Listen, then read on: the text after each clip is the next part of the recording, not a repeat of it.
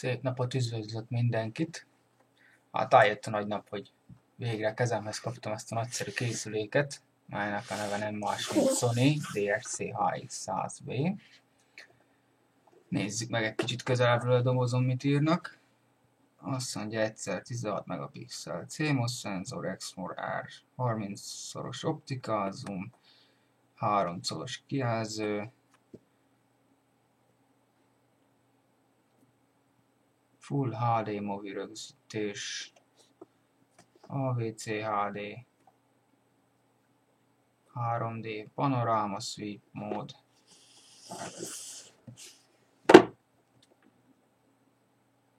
Hát aztán itt mindent írnak, csak magyarul nem. Szinte semmit.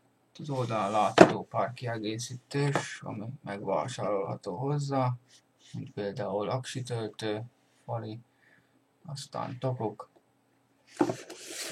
Hát nézzük is, mi van benne a dobozkában.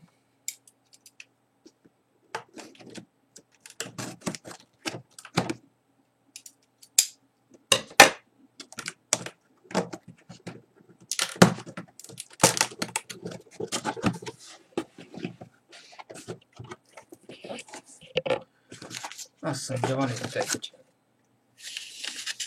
Sony garancia papírunk, amit a boltban azt mondták, hogy nem adnak hozzá, de mégis úgy néz ki, hogy gyár.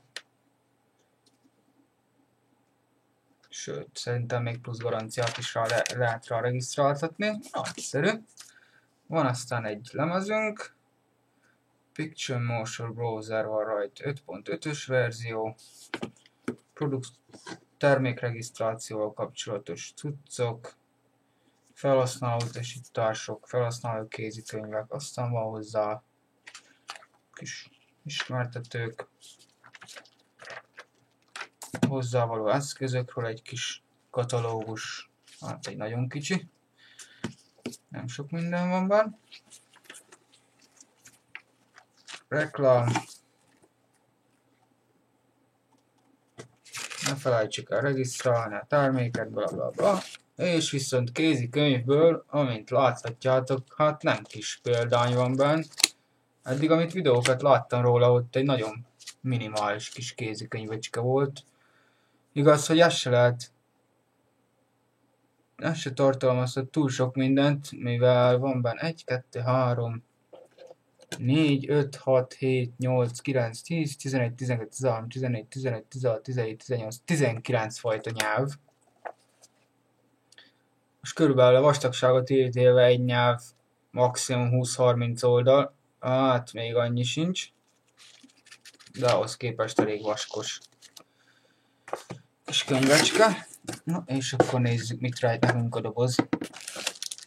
Azt mondja, van egy akkumulátor, ami kiesett a csomagolásból. Íme, itt láthatjuk. NPF H50. Ha ismeretei nem csalnak, akkor a DSC HX1-ben ugyanez az akkumulátor található meg.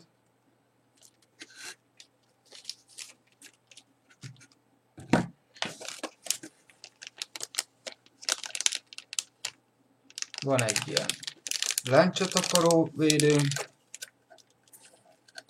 Egész kis masszív darabnak tűnik. Hozzá egy kis madzagocska, amivel rárögzíthetjük a gépünkre. És akkor van még itt egy normál USB kábelünk, egy Sony által használt csatlakozó, úgy nézem. Nem tudom, mennyire lesz látható.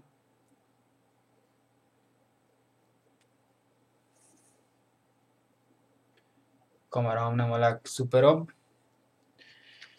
Aztán van itt még egy hálózati csatlakozó, ez szerintem a másik oldalon található, töltőhöz való, így van. Oda, falhoz és magába a gépbe. Sajnos gyárilag nem szerepel hozzá a fali töltő, külön kell megvásárolnunk. És még van egy pántunk is Valband. Azt hiszem, hogy más nincs. Most már csak maga a gép maradt. Elővesszük. Óvatosan. Úgy.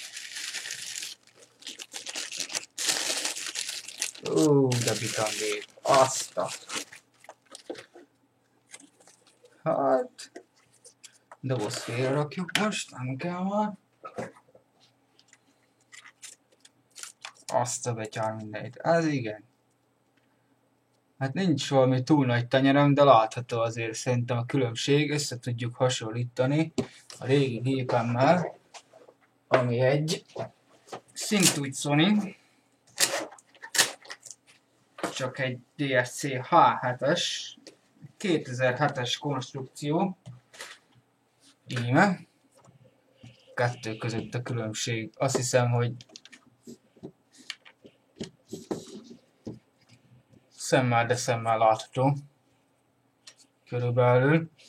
Nem is tudom, hogy rakhatom, hogy lássál látni.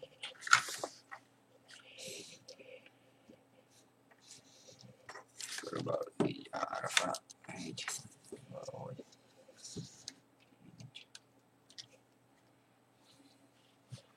Hát, eléggé nagy különbségek vannak a két gép között, de hát ugye mostani kategória az már jóval magasabb, mint az akkori. Bár egy szavam nem lehet erre a régi kis gépecskére, nagyon sok jó felvételt sikerült vele csinálni.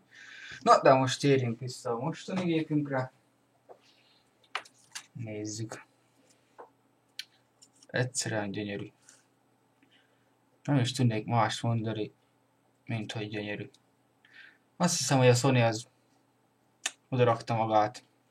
Megint csak. Van egy kis cetlünk itt a gép oldalán, ami ugyancsak tulajdonságokat részletezi.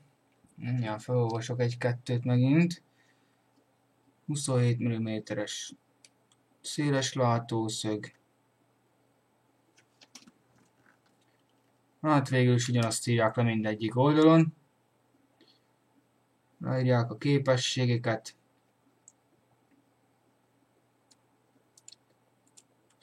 Tiszta Full HD movie készítés, még alacsony zajszintben is, azaz alacsony fények mellett is. Hát igazán nagyszerű gép. Remélem sok jó kép fog vele készülni. Köszönöm szépen a figyelmet, további szép napot mindenkinek!